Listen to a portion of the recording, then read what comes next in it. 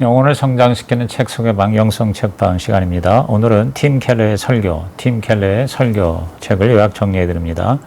두란노에서 2016년 초판이 나왔고요. 제가 가지고 있는 책은 2019년 11월 달에 나온 15세 판입니다. 380페이지고요. 정가는 2만 원입니다. 그럼 목차를 한번 먼저 읽어보겠습니다. 들어가기에 앞서 진리를 효과적으로 전하기 위해 고민하는 이들에게 프롤로그, 좋은 설교란 무엇인가? 파트 1 제1부, 말씀을 섬기는 설교. 설교자는 성경 본문의 진리를 향한 책임이 있다. 제1장, 성경 말씀을 설교하라. 전체 성경의 맥락 안에서 강의 설교를 하라. 제2장, 매번 복음을 설교하라. 복음을 설교하는 건 그리스도를 설교하는 것이다.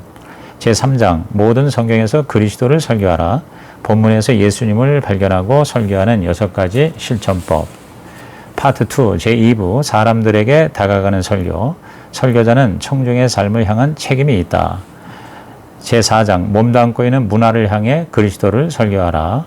주의 문화와 공명하면서 저항하라. 제5장, 시대정신에 대한 바른 이해가 필요하다. 후기 현대의 저변을 흐르는 문화 내러티브 검증하기. 제6장, 마음에 닿게 그리스도를 설교하라. 설교의 상황화가 이루어지면 청중이 변한다. 그 다음에 파트 3 제3부는 성령을 덧입은 설교. 설교자의 삶과 인격에 성령이 오셔야 한다. 제7장, 설교가 들리게 하시는 분은 성령이시다. 설교보다 설교자로서의 삶을 더욱 힘써 준비하라. 그리고 마지막 팀 켈러의 강해 설교 작성, 이렇게 되어 있습니다. 우선 서론의 내용을 보면은요, 진리를 효과적으로 전하기 위해서 고민하는 이들에게 주는 팀 켈러의 메시지입니다. 말씀 사역에는 3가지 수준이 있습니다. 레벨 1, 레벨 1은 주로 1:1 대화를 통한 비공식적 가르침과 권면입니다. 레벨 2, 레벨 2는 개인 혹은 그룹 단위의 다양한 교육입니다. 레벨 3, 즉 레벨 3은 공식적인 대중 설교입니다. 이처럼 오직 설교만이 말씀 사역이라고 주장하는 것은 비성경적이죠. 그럼에도 불구하고 기독교에서의 설교의 중요성은 아무리 강조해도 지나치지 않습니다. 말씀 사역 혹은 복음 사역은 강대상 중심이 돼 강대상에 제한되어서는 안 됩니다. 효과적인 말씀 사역의 레벨 1과 레벨 2의 사역은 주의 백성이 레벨 3의 설교를 더 잘 받아들이게 준비시킵니다. 그렇다면 과연 좋은 설교란 무엇일까요? 인간이 아무리 설교를 잘 준비하더라도 좋은 설교가 되게 하는 분은 성령이십니다. 설교문 즉 서먼과 설교 즉 프리칭은 서로 다르지만 상관관계가 있습니다. 나쁜 설교문과 좋은 설교문의 차이는 설교자의 책임입니다. 그러나 좋은 설교와 위대한 설교의 차이는 설교자와 더불어 청중의 마음에 역사하시는 성령의 역사에 달려 있습니다. 그저 그렇게 준비된 메시지를 때로는 하나님이 위대한 설교로 사용하실 수도 있다는 것입니다. 설교를 준비하거나 전달하는 모든 행위에서 우리가 최선을 다해야 하지만 위대한 전달이 되게 하여 청중을 변화시키는 분은 전적으로 성령님의 역사입니다. 무엇보다 건강한 설교는 사랑에서 나옵니다. 기독교 역사상 최초의 설교 매뉴얼은 어거스틴이 썼습니다. 그에 의하면 설교자의 의무는 프로바레 즉 지도하고 증명하는 것만 아니라 텔렉타레 즉 마음을 사로잡고 즐겁게 하며 또한 프렉테레 즉 사람들의 마음을 휘젓고 감동시켜 마침내 행동하게 하는 것까지를 포함하는 것입니다. 한마디로 설교는 설득의 작업입니다. 설교의 근본 대상은 2가지로서 성경과 청중 즉 말씀과 사람입니다. 건강한 설교는 2가지 사랑에서 나옵니다.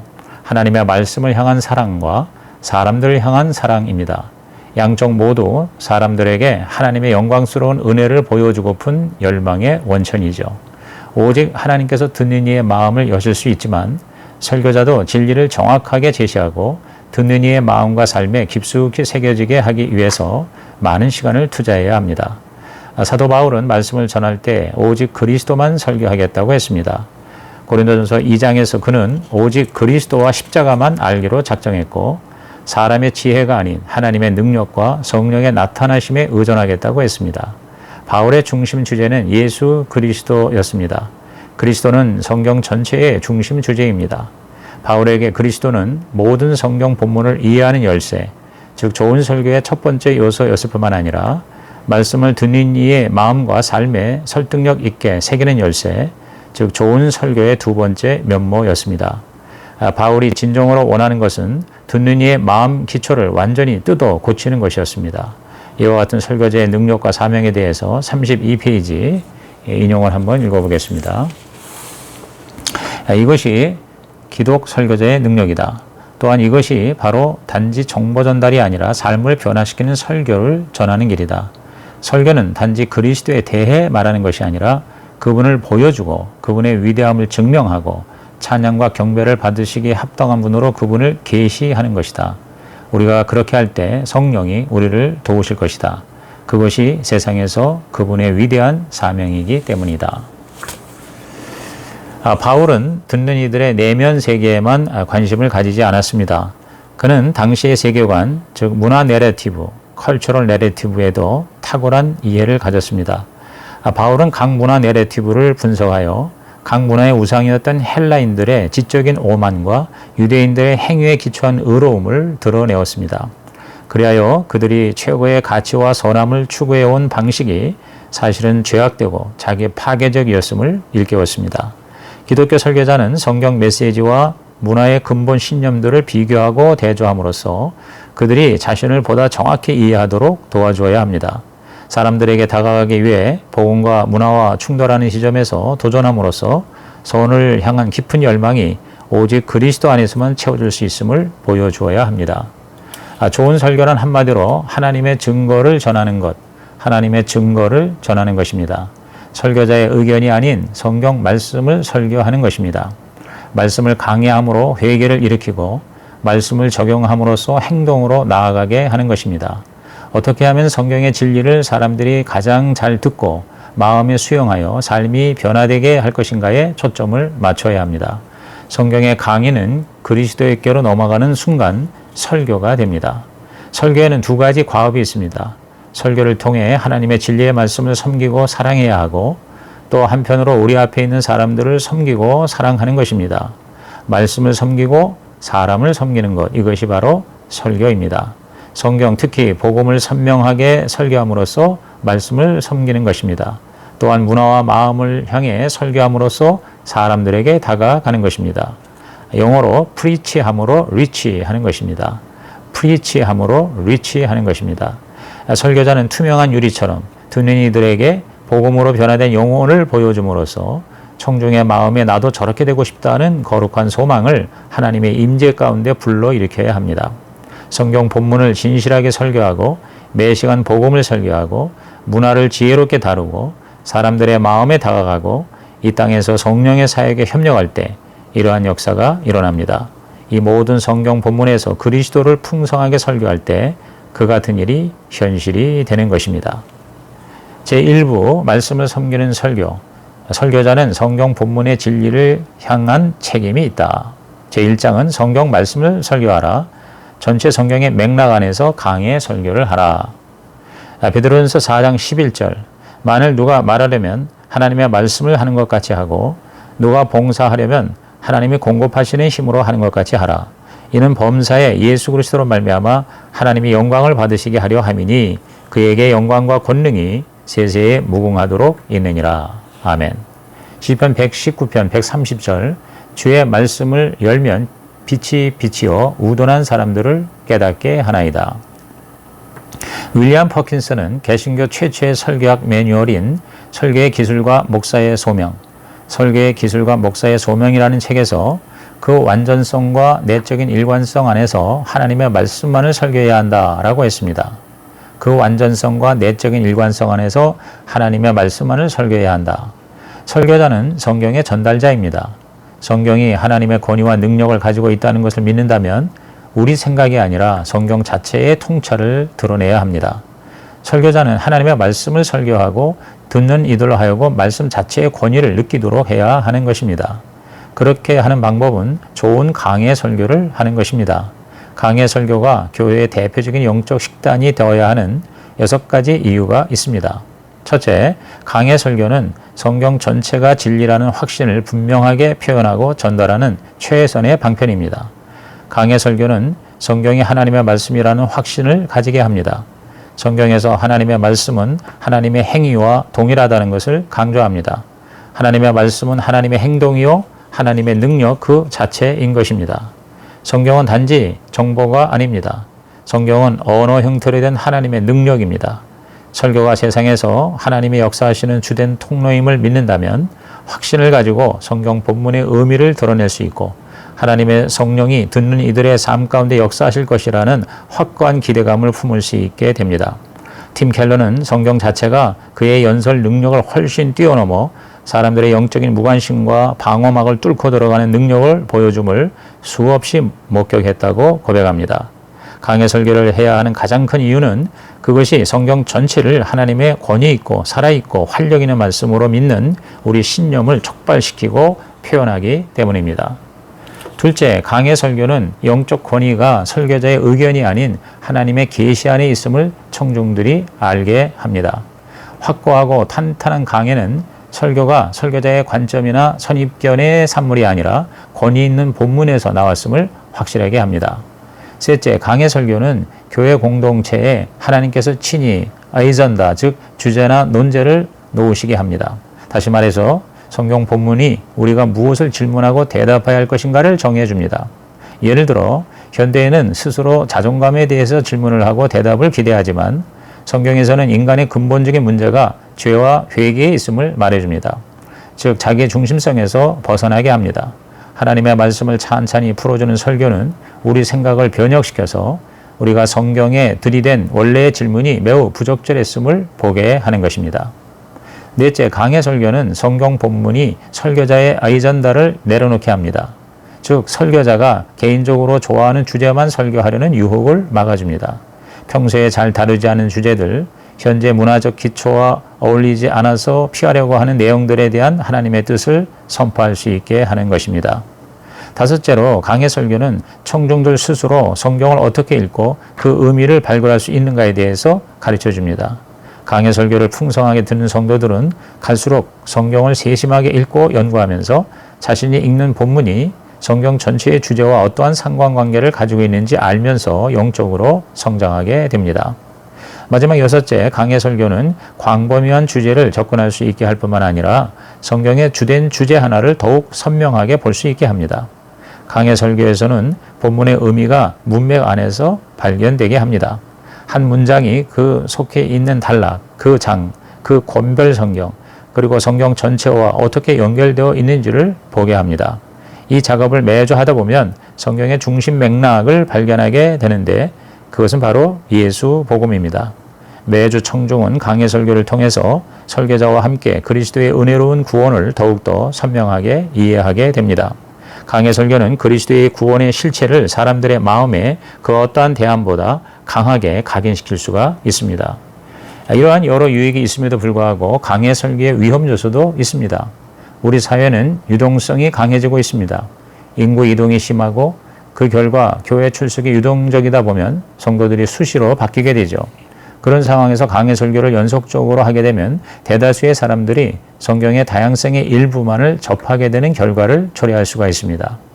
이런 문제를 해결하는 방법은 긴 권별 강해보다 짧은 권별 성경을 강해하든가 긴 책을 다룰 때에는 모든 장을 다루지 않거나 혹은 그 책 안에서 몇몇 길고 중요한 장들만 강해하는 것입니다. 이 방법은 영국의 존 스타트가 행한 방식이죠. 설교는 단지 본문 해설이 아니라 그것을 활용해서 성도들의 마음을 사로잡는 것이어야 합니다. 그런 점에서 너무 엄격하게 강해 설교를 정의하지 말아야 합니다.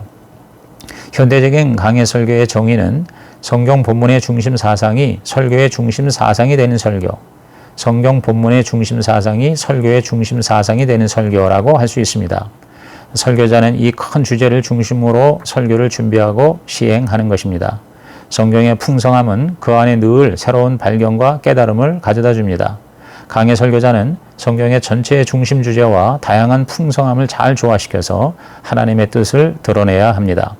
불신앙에 대한 유일하고도 확실한 길은 성경을 선포하는 것입니다.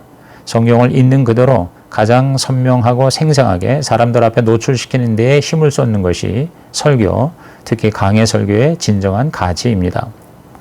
제2장 매번 복음을 설교하라. 복음을 설교하는 건 그리스도를 설교하는 것이다. 성경 전체의 메시지를 정경문맥이라고 합니다. 구약의 정경문맥은 구원은 여호와께 속하였다입니다. 신약의 정경문맥은 구원은 오직 예수님으로부터 나온다는 것입니다. 설교의 본문은 이 같은 전체 정경문맥에서 벗어나지 말아야 합니다. 그것은 모든 본문에서 그리스도를 설교해야 함을 의미합니다. 일반적인 영감이나 도덕적 가르침으로 만족하지 말고 매번 복음을 설교해야 합니다. 복음 공식은 구원은 오직 그리스도를 믿음으로 받지만 그 믿음은 그 상태로 머무르지 않고 항상 선행과 변화된 삶으로 귀결되어야 한다는 것입니다. 복음의 능력을 회피하는 두 가지 오류가 있는데 율법주의, 즉 리갈리즘과 반율법주의, 즉 나미나니즘입니다. 율법주의는 우리의 선함을 매개로 우리가 하나님께 받을 빚이 있는 것처럼 생각하고 그분의 축복을 따낼 수 있다는 관점입니다. 반율법주의는 주님의 말씀과 명령에 순종하지 않고도 하나님과 관계를 맺을 수 있다는 입장이죠. 성경 전달자로서 설교하고 가르칠 때 우리는 언제나 인생을 바라보는 이 두 가지 관점을 염두에 두어야 합니다.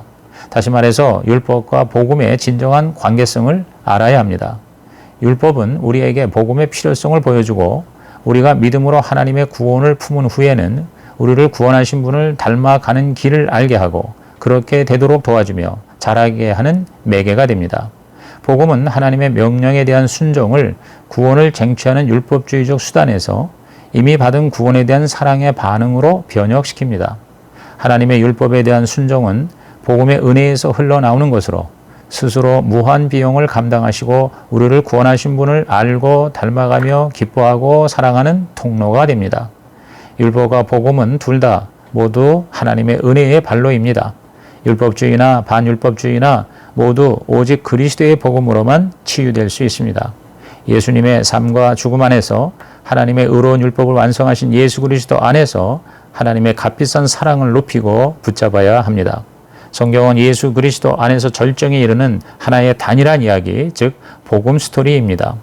예수 안에서 연합되고 예수 안에서 해결되고 절정을 이루는 하나의 성경 이야기, 즉 내러티브 플랫에 대해서 팀 켈러는 아주 짧지만 확실하게 81페이지, 2페이지에 요약하고 있습니다. 한번 읽어보겠습니다. 하나님은 세상을 창조하시고 또한 우리를 창조하셔서 그분과 그분이 만드신 세상을 섬기고 즐기게 하셨다. 그런데 인간이 그분을 섬기는 것에서 돌아서서 범죄함으로 자신과 창조 세계를 훼손했다.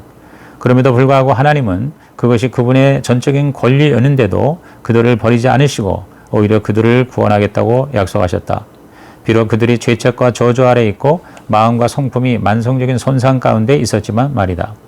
이를 위해 먼저 하나님은 세상에서 한 가족을 불러내셔서 그분을 알고 그분을 섬기게 하셨다.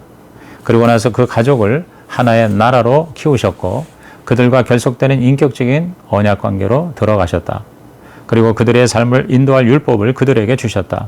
그것에 순종할 때 임하는 축복의 약속과 그들의 죄와 허물을 처리할 수 있는 예물과 제사 제도를 주셨다. 그렇지만 인간의 본성이 워낙 망가지고 죄로 가득하여 이 모든 특권과 수백 년에 걸친 하나님의 인내에도 불구하고 그분의 언약 백성, 즉 율법과 약속과 제사 제도를 받은 자들도 그분으로부터 멀리 떠나버렸다. 인류에겐 희망이 없어 보였다. 그러자 하나님이 육체가 되셔서 시간과 공간과 역사의 세계 안으로 들어오셨다.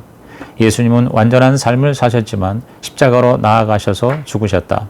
그분이 죽은 자 가운데서 다시 살아나셨을 때 그분이 오신 것은 완전한 삶으로 율법을 이루기 위해서 우리에게 드리워진 저주를 짊어지고 값없는 은혜로 우리에게 약속된 축복을 확보하기 위한 최후의 제사를 드리기 위함이었음이 드러났다. 이제 그분을 믿는 자들은 죄인임에도 불구하고 하나님과 연합된다. 이것이 하나님의 백성을 단일 국가에서 모든 나라와 문화를 아우르는 국제적이고도 다인종인 믿는 자들의 교제로 변모시킨다.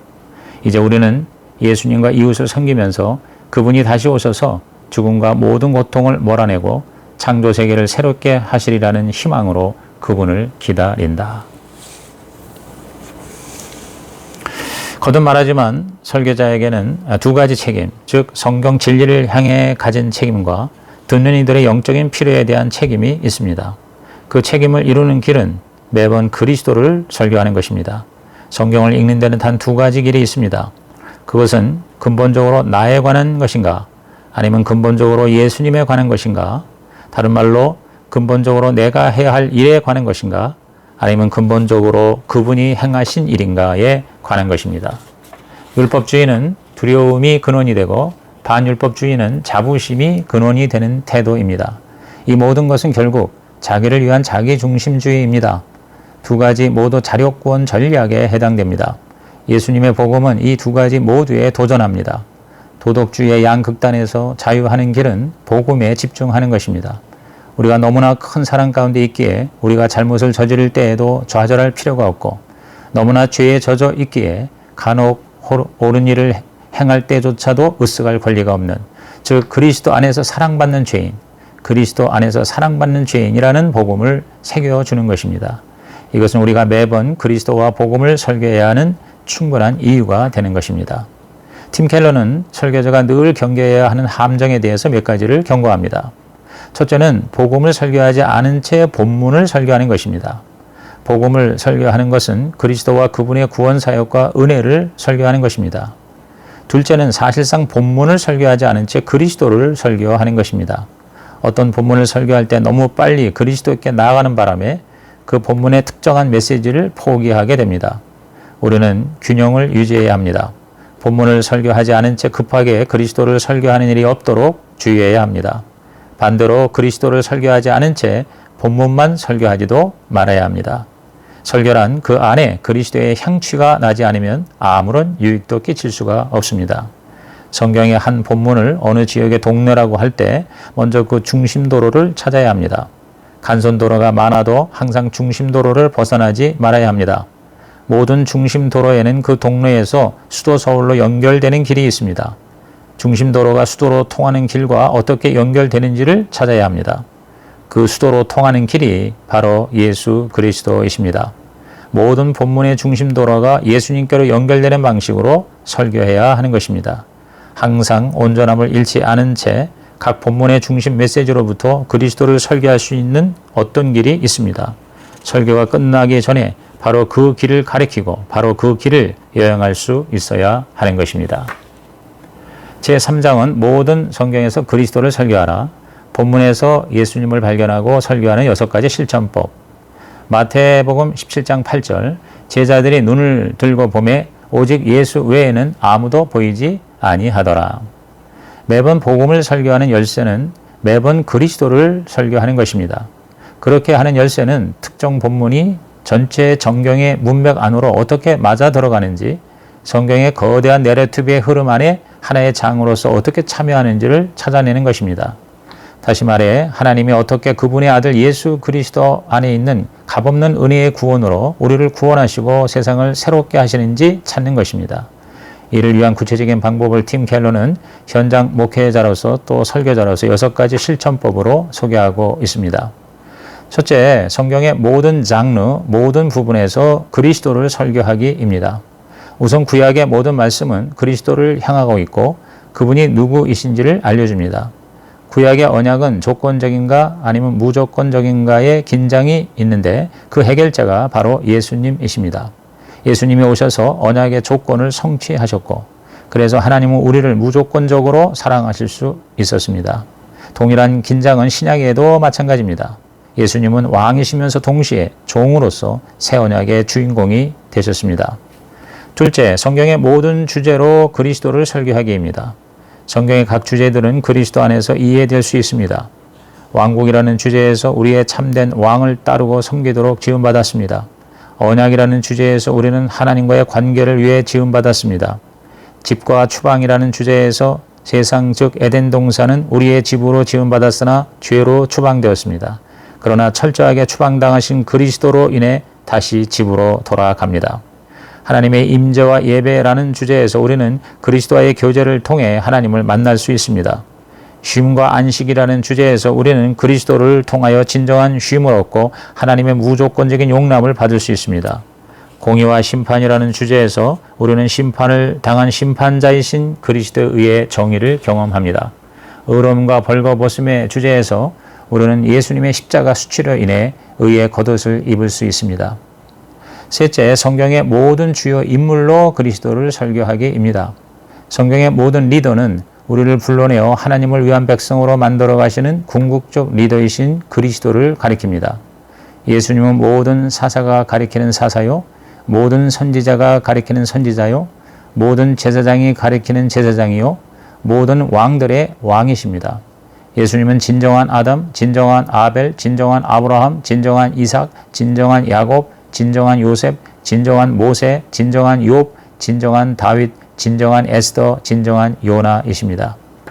어떤 설교든지 예수 그리스도를 가리키면서 하나님을 신뢰하게 하는 것이 되어야 한다는 강조를 111페이지에 한번 읽어보겠습니다. 마가복음 4장의 폭풍을 대할 때 그분이 완성하신 사역을 가리키는 것으로 보지 않는다면 대략 잔소리로 달려갈 공산이 크다. 폭풍 가운데서 믿음을 가지세요. 예수님을 믿으세요. 그분이 결코 여러분을 버리지 않으실 겁니다. 이게 아니라 우리는 복음 안으로 충분히 깊이 들어가서 마음을 휘저어 그리스도의 역사에 대한 믿음을 불러일으키고 사람들에게 그분이 우리를 위해 무슨 일을 행하셨는지를 보여주어야 한다. 그것이야말로 하나님을 향한 신뢰를 청중에게 제대로 불어넣는 일이다. 그렇지 않다면 우리는 그저 듣는 이에 의지해야 되고 믿어야 합니다라는 텅 빈 말을 되풀이하는 것일 뿐이다. 넷째, 성경의 모든 주요 이미지에서 그리스도를 설교하기입니다. 성경에는 비인격적인 사물과 패턴 가운데에서도 그리스도를 가리키는 이미지나 예표가 넘쳐납니다. 광야의 노뱀, 반석의 생수, 희생의 제사, 성전과 성물, 정결 예식, 절기, 일, 노동, 생명나무 등 무궁무진하죠.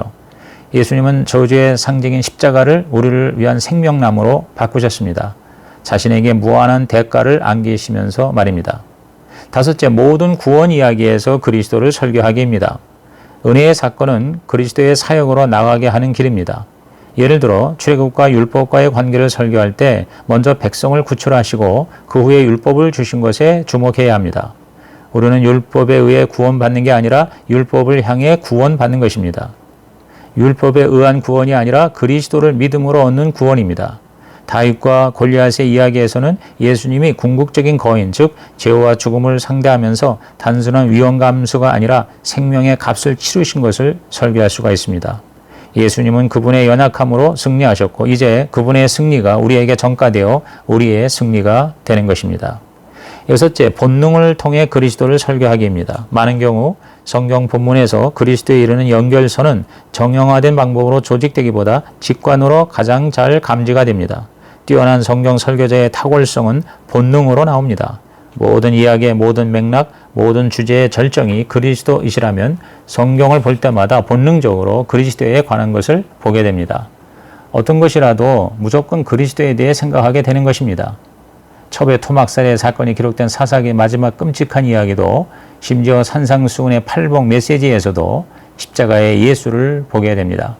팔복은 우리가 생각하는 것보다 훨씬 더 많이 우리에게 예수님을 가리킵니다. 이에 대해 기록된 우리 122페이지를 한번 읽어보겠습니다. 왜 우리가 왕처럼 부유할 수 있을까? 그분이 영적으로 철저히 가난해지셨기 때문이다. 왜 우리가 위로를 받을 수 있을까? 오직 그분이 애통하셨기 때문에, 그분이 슬픔을 가누지 못할 만큼 우시고 결국 어둠 가운데 죽으셨기 때문이다. 왜 우리가 땅을 상속하게 될까? 그분이 온유하셨기 때문에, 그분이 털 깎는 자 앞에 양처럼 되셨기 때문이다. 그분이 온전히 발가 벗김을 당하셨기 때문이다. 그 자들이 그분의 겉옷을 놓고 제비를 뽑을 정도였다. 왜 우리가 체험과 만족을 누릴 수 있을까? 그분이 십자가에서 내가 목마르다 라고 말씀하셨기 때문이다. 왜 우리가 국리를 얻을 수 있을까? 그분이 아무런 국리를 받지 못하셨기 때문이다. 빌라도로부터도 군중들로부터도 심지어 그분의 아버지로부터도 말이다. 왜 우리가 언젠가 하나님을 볼 수 있을까? 그분이 청결하셨기 때문이다. 네, 이상으로 팀 켈러의 설교 제1편을 마치겠습니다. 감사합니다.